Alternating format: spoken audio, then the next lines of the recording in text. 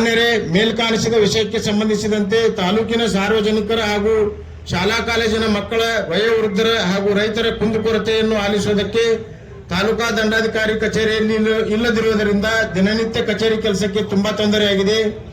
ವಾರದಲ್ಲಿ 3 ದಿನ ಜಮಖಂಡಿಯ ತಹಶೀಲ್ದಾರರು ಬಂದು ಹೋಗುವ ಪರಿಪಾಠ ಇರುವುದರಿಂದ ಕಳೆದ 4 ತಿಂಗಳಿಂದ ಮುಧೋಳ ತಾಲೂಕಿನ ಸಾರ್ವಜನಿಕರಿಗೆ ಹಾಗೂ ರೈತರಿಗೆ ತುಂಬಾ ತೊಂದರೆಯಾಗುತ್ತಿದ್ದು, ಮುಧೋಳ ಶಾಸಕರು ಹಾಗೂ ಜಿಲ್ಲಾ ಉಸ್ತುವಾರಿ ಸಚಿವರಾದ ತಿಮ್ಮಾಪುರ್ ಅವರು ತಾಲೂಕಿನ ಜನರ ಹಾಗೂ ರೈತರ ಶಾಲಾ ಕಾಲೇಜಿನ ಮಕ್ಕಳ ಬಗ್ಗೆ ಕಿಂಚಿತ್ತೂ ಕಾಳಜಿ ವಹಿಸದೆ ತಮ್ಮ ಇಲಾಖೆಯ ಭ್ರಷ್ಟಾಚಾರವನ್ನು ಮುಚ್ಚಿ ಹಾಕುವುದರಲ್ಲಿ ತಲ್ಲೀನರಾಗಿದ್ದಾರೆ.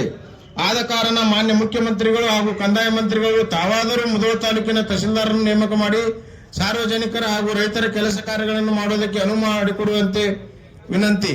ಈ ಕಾರ್ಯವನ್ನು ತುರ್ತಾಗಿ ಮಾಡದೆ ಹೋದರೆ ತಾಲೂಕಿನಾದ್ಯಂತ ಹೋರಾಟ ಮಾಡುವುದು ಅನಿವಾರ್ಯವಾಗುತ್ತದೆ. ವಂದನೆಗಳೊಂದಿಗೆ ಕಾಂಗ್ರೆಸ್ ಸರ್ಕಾರಕ್ಕೆ